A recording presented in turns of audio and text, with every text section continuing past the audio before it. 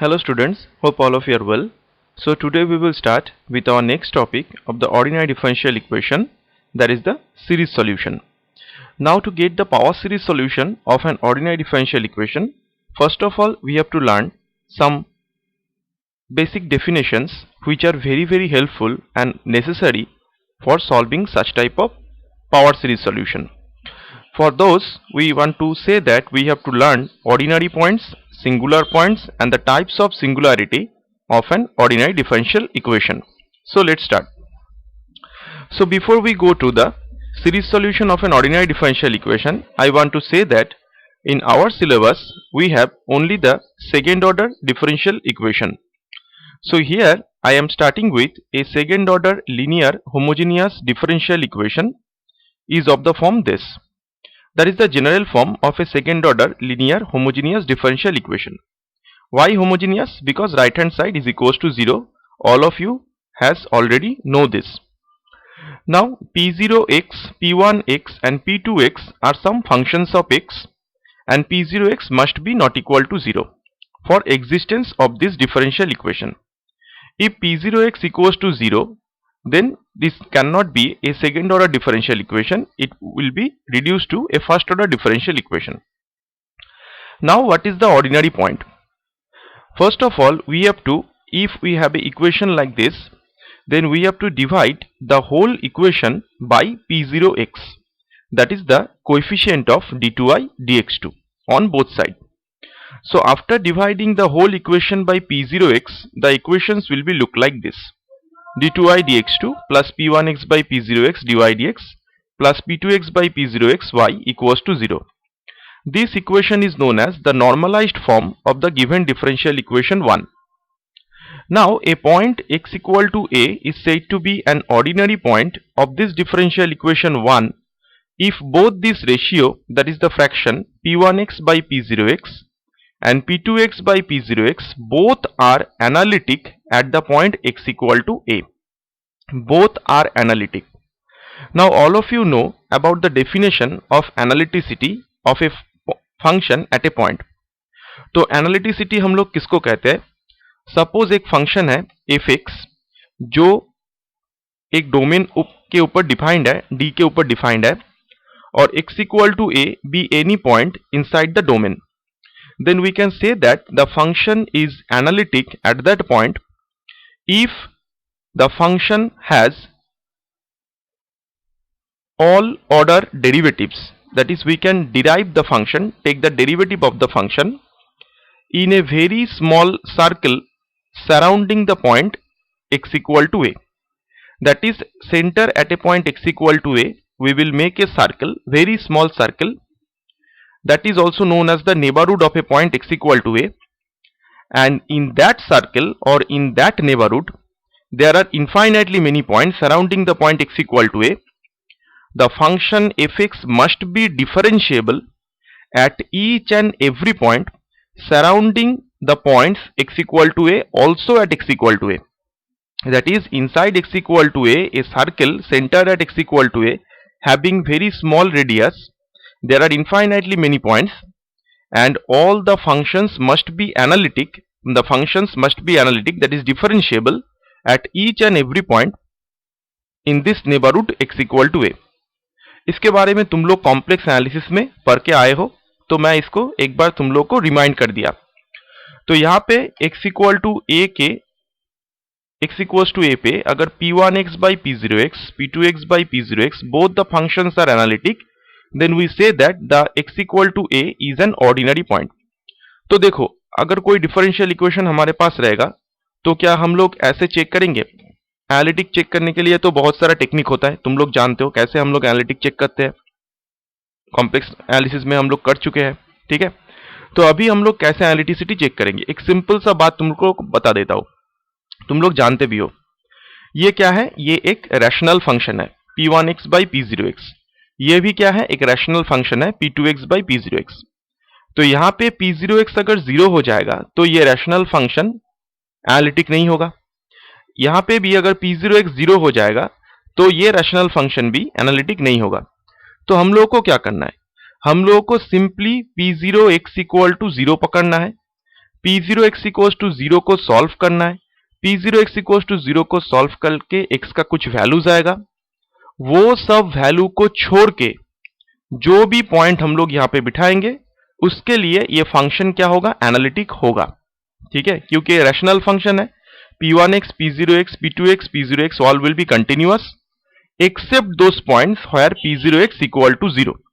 तो P0x को 0 बनाओ, उसको सॉल्व करो, उसको सॉल्व करने के बाद जो जो पॉइंट आएगा वो पॉइंट को छोड़ के except those points, rest of the points are the ordinary points. ठीक है, यही बात मैंने यहां पे बोला है।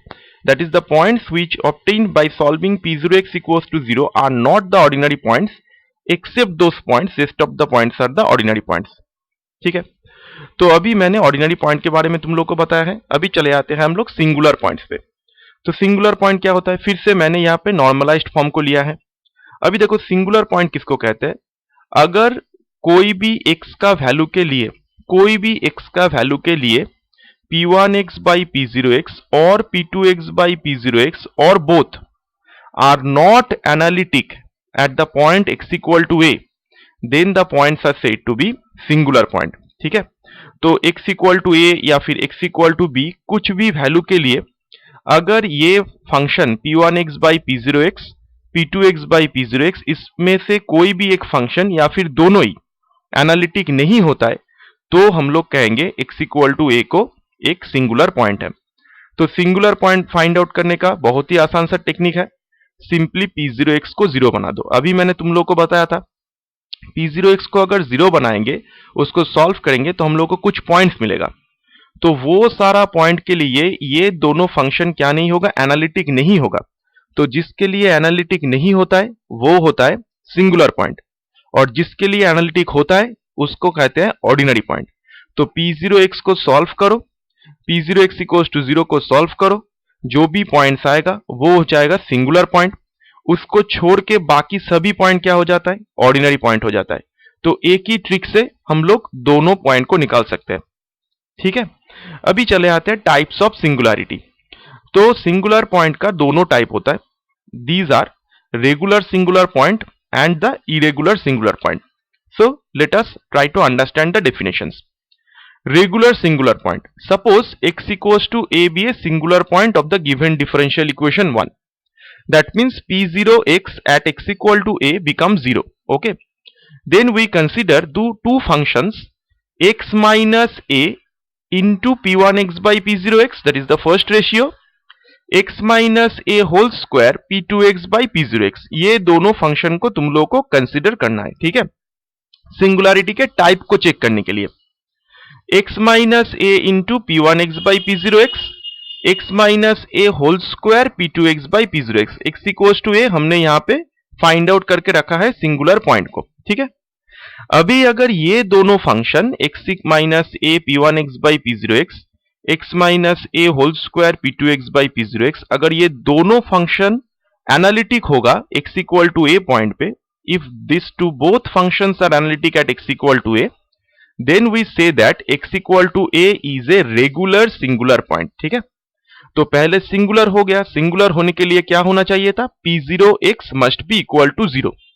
तो सिंगुलर होने के बाद उसको सॉल्व किया है हमने, सॉल्व करने के बाद हम लोग को एक पॉइंट मिला है, पॉइंट है x equal to a। तो वो रेगुलर सिंगुलर पॉइंट कब होगा, अगर x minus a into P1x by P0x, x minus a whole square by P2x by P0x, both these functions are analytic at x equal to a। तो हम लोग कहेंगे ये रेगुलर सिंगुलर पॉइंट होगा। और अगर इस दोनों फंक्शन में से कोई भी एक फंक्शन या फिर दोनों ही फंक्शन एनालिटिक नहीं हो रहा है x equal to a पे, then it is said to be an irregular singular point।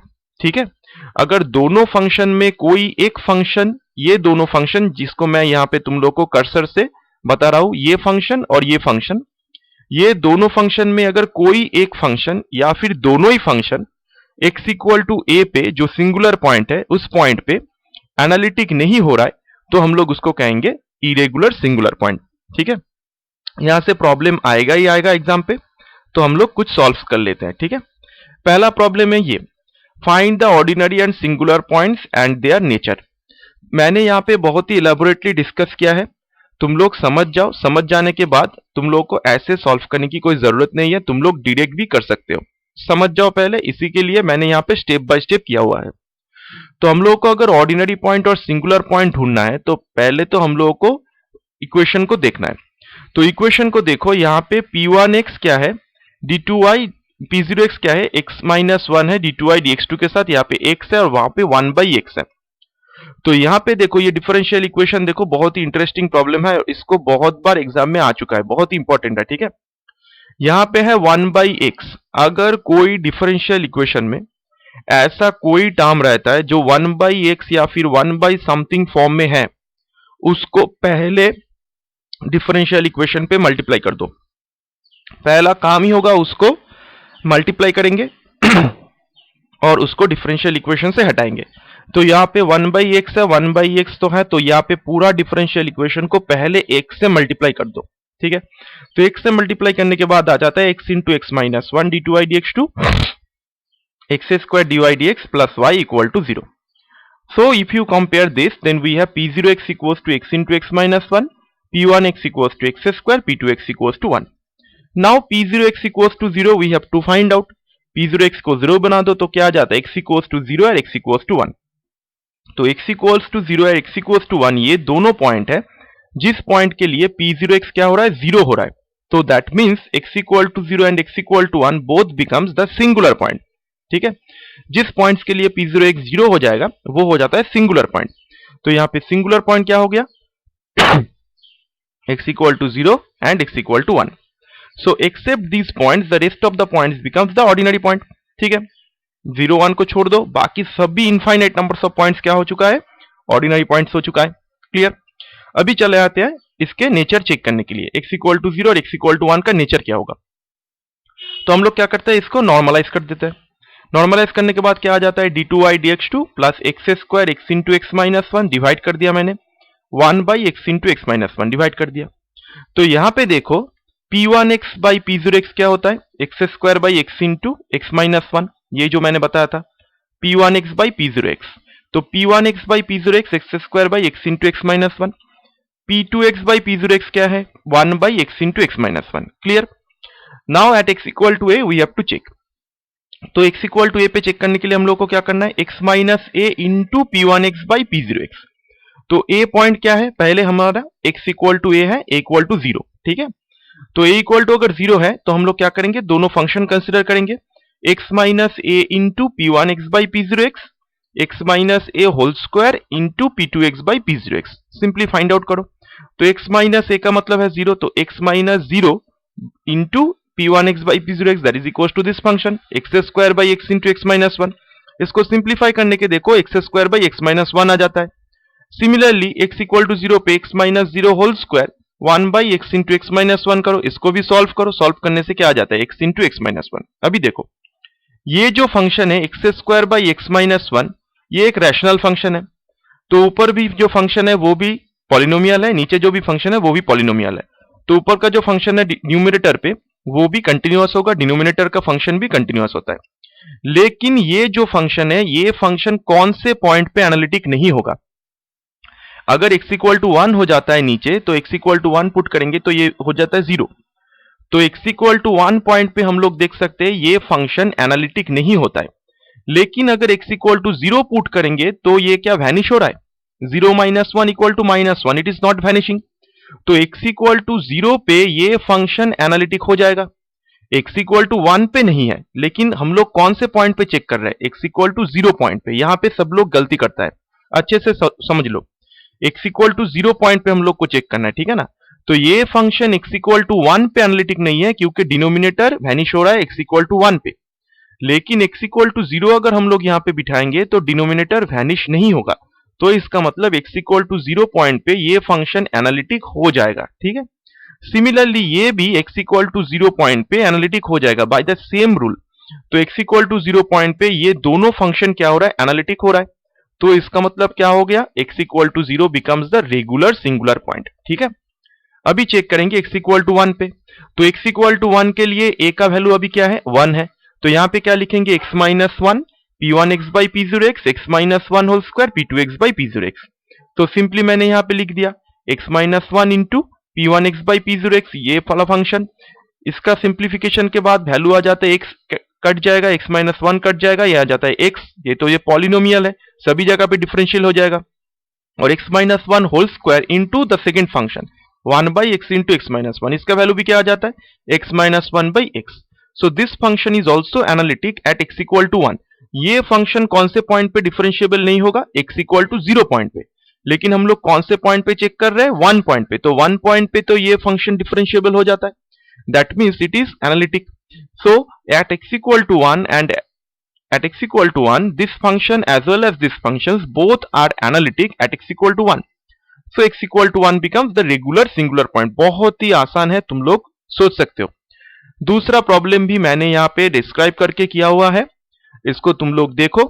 देखने के पहले मैं तुम लोग को ये बताना चाहता हूँ, मेरा पहला प्रॉब्लम अगर तुम लोग को समझ में आ चुका है तो सेकेंड प्रॉब्लम तुम लोग खुद से ट्राई करो वीडियो को पॉज करके, और तुम लोग कंप्लीट करो।